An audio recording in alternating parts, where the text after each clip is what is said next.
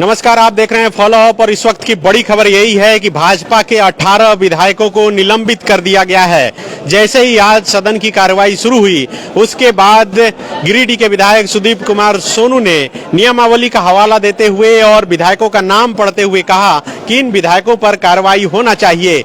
नियमावली का जिक्र करते हुए विधानसभा अध्यक्ष ने 299, 300 और 310 का जिक्र करते हुए कहा कि जो अध्यक्ष हैं वो निर्णय लेने के लिए स्वतंत्र हैं और सर्वोपरि हैं और उसी आधार पर वो निर्णय ले रहे हैं। और निर्णय लेते हुए उन्होंने 18 विधायकों को, भाजपा के वैसे 18 विधायक जो पिछले 24 घंटे से झारखंड विधानसभा के अंदर प्रदर्शन कर रहे थे, उन्हें निलंबित कर दिया गया है। ये निलंबन कल दिन के 2 बजे तक लागू रहेगा। कल दिन 2 बजे तक भाजपा के 18 विधायकों को निलंबित किया गया है। हमारे साथ सहयोगी संजय हैं।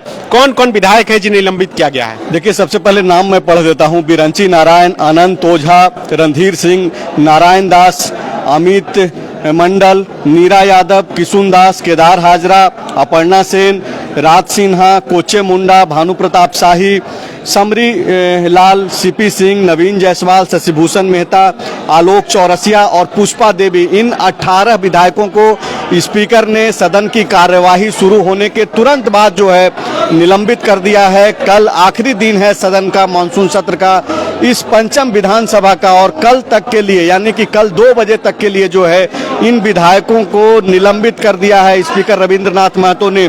सुदीप कुमार सोनू जो गिरिडीह के विधायक हैं, आप इसको देखिए कि एक तरीके से जो है सत्ता पक्ष के लोग भी यह चाह रहे थे। कल ही प्रदीप यादव मांग कर रहे थे। देखिए, अभी यहाँ की तस्वीर दिखा दें कि सभी निलंबित भाजपा के विधायक यहाँ पर निकले हैं और यहाँ प्रेस दीर्घा में बात करने के लिए आ रहे हैं। हम ये तस्वीर भी लाइव आपको दिखाएंगे कि किस तरह से आप देखिए कि भाजपा के विधायक यहाँ अपनी बात रखने के लिए आए हुए हैं। निलंबन के बाद 18 विधायकों को निलंबित किया गया है और उसके बाद की ये तस्वीर देखिए, भाजपा के सभी विधायक यहाँ पर एक एक करके पहुंच रहे हैं। सभी निलंबित विधायक यहाँ पर मौजूद हैं। आप देखिए, नवीन जायसवाल हैं, बिरंची नारायण हैं, कोचे मुंडा हैं, नीरा यादव हैं, अनंत ओझा हैं। जिन 18 विधायकों को निलंबित किया गया है वे सभी यहाँ पर मौजूद हैं। हम कोशिश करेंगे कि इनकी बात जो है आप तक पहुंचे।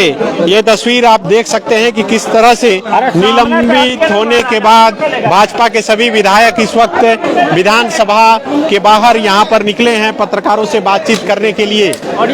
और ये आप देखिए कि किस तरह से निलंबन के बाद सभी विधायक यहाँ पर पहुंचे हैं। हम कोशिश करेंगे कि इनकी बात आप तक पहुंचाएं। ये तस्वीर आप देखिए कि इस वक्त की बड़ी खबर यही है कि भाजपा के 18 विधायकों को झारखंड विधानसभा अध्यक्ष ने निलंबित कर दिया है। कल दोपहर 2 बजे तक के लिए सभी को निलंबित किया गया है। देखिए, अमर बावरी यहाँ पर कुछ बोल रहे हैं। भारत माता की, भारत माता की, लोकतंत्र की हत्यारी सरकार, आज लोकतंत्र का हत्या दिन दहाड़े इस सदन में आदरणीय स्पीकर जी ने किया है। राज्य सरकार के इशारे पर, झारखंड मुक्ति पर आज बिना किसी दोष के जिस तरह से माननीय स्पीकर महोदय ने अपना जो व्यवहार दिखलाया है वो साफ दिखलाता है कि राज्य सरकार निरंकुश हो चुकी है।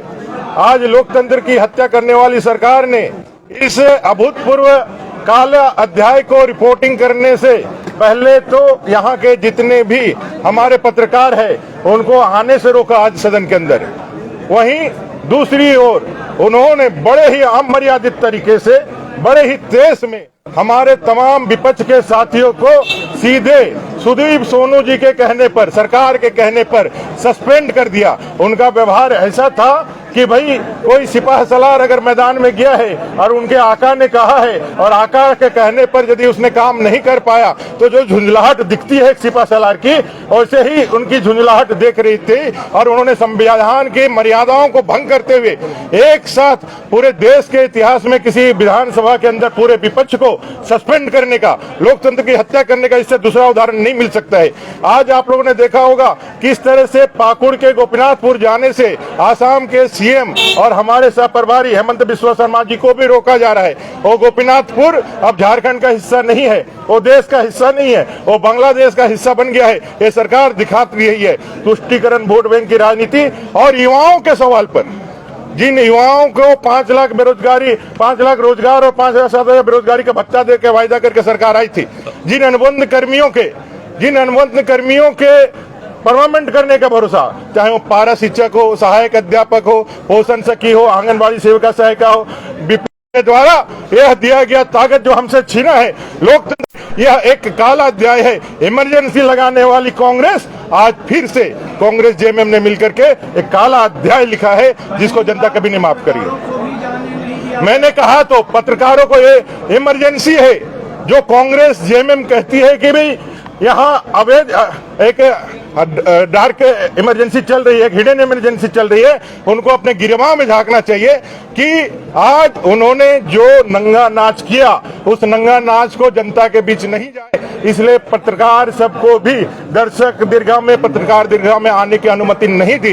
ये साफ दिखलाता है कि यहाँ लोकतंत्र समाप्त हो चुका है, यहाँ तानाशाही सरकार है जिसने अघोषित इमरजेंसी लागू कर दी है। और हम सब भारतीय जनता पार्टी के सारे विधायकों ने एक कसम खाया है कि जब तक इस सरकार को उखाड़ के नहीं फेंकेंगे, युवाओं को उसका न्याय नहीं दिला देंगे, युवाओं के लिए यहाँ के अनुबंध कर्मियों के लिए 1 या 10 विधायक भी यदि हमको छोड़ना पड़े, उसको त्याग करना पड़े, तो हम भारतीय जनता पार्टी के विधायक इसके लिए तैयार है। इस संकल्प के साथ हम मैदान में जाने वाले हैं। सत्ता पक्ष का कहना है कि आप विधानसभा सत्र चलने नहीं दे रहे हैं। कौन सा सत्र नहीं चला है?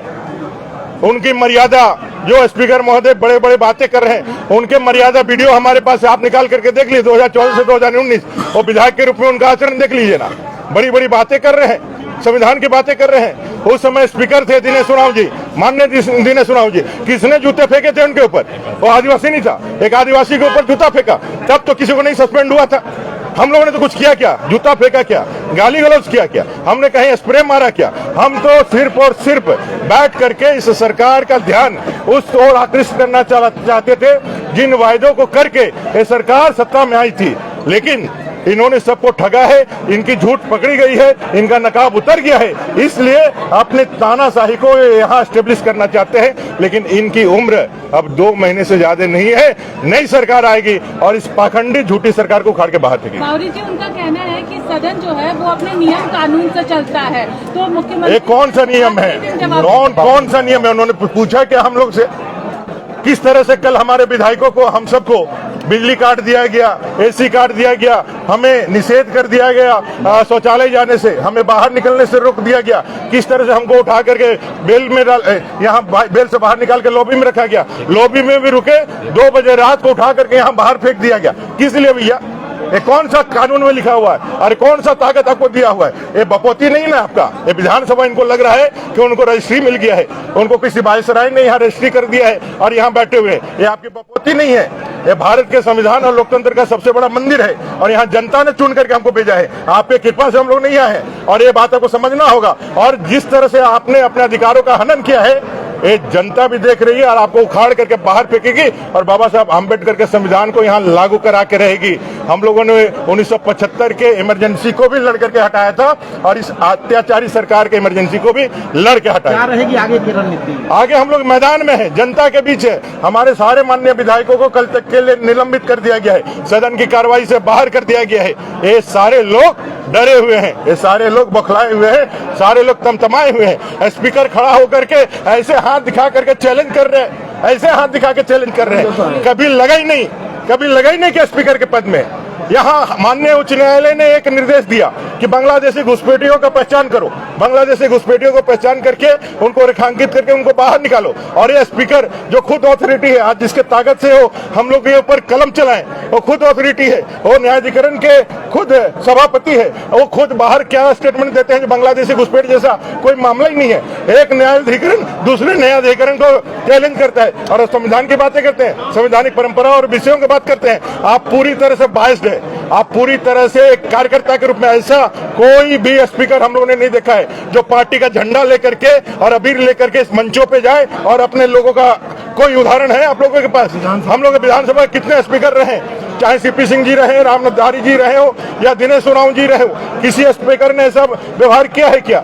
इन्होंने मर्यादाएं तार तार की है, इन्होंने लोकतंत्र और परंपराओं का हत्या किया है और हम लोगों को नैतिकता और हम लोगों का आचार सिखा रहे हैं। खुद वो गिल्टी है, वो खुद इसके कल्प्रिट है और जनता इसका जवाब देगी। Thank you. धन्यवाद।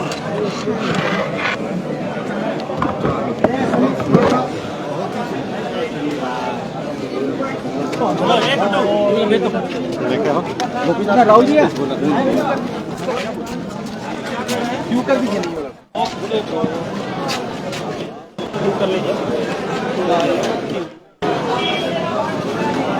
नहीं